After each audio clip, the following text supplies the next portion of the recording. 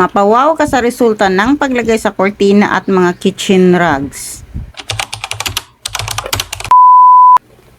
Hi guys! Super amazed ako sa kinlabasan ng kusina namin.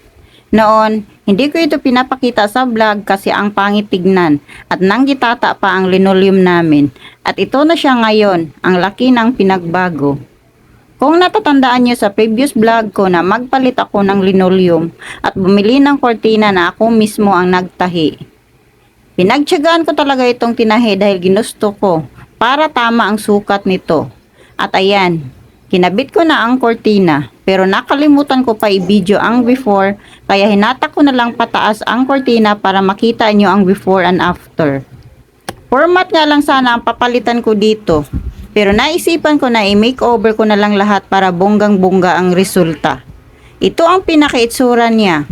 Although malinis naman po siya kasi palagi akong nagwawalis sa ilalim ng lababo namin. Yun nga lang ay kitang-kita sa labas kaya mas mabuti na kortinahan na lang. Ganyan lang siya pagkatapos ko lagyan ng straw bawat dulo niya. Medyo lumawlaw kaya ang pangit tignan. At nang dumaan sa wall ko paano hindi lumawlaw ang kortina at ito ang nakita ko ang paglagay ng 3M tape. At dahil enggitira tayo kaya sinunod ko ang co-mommy vlogger natin. Mas mabuti na makipag-engage po tayo sa mga kapwa mami natin para may makuha po tayo na ideya sa isa't isa. At may bata naman na pasaway dito. Kinuha niya ang kanyang truck at dito sa harapan ko pagulong-gulong. Sadya niyang banggain ang mga kitchen rugs ko.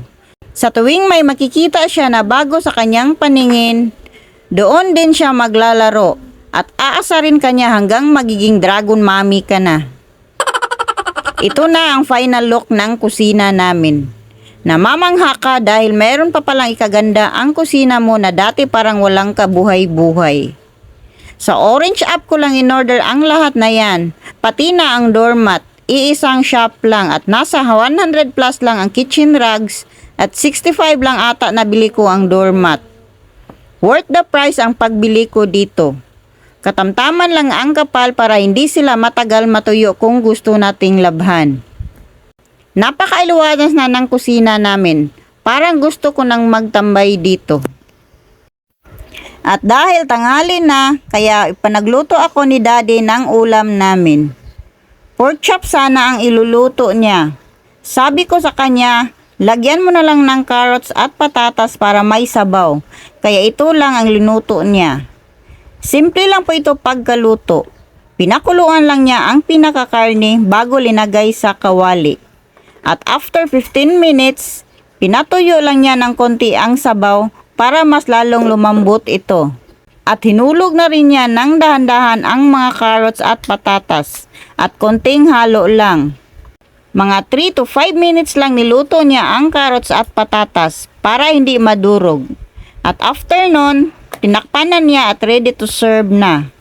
Kung nagustuhan niyo ang aking mga videos, pa-like and share naman. Yun lang, salamat.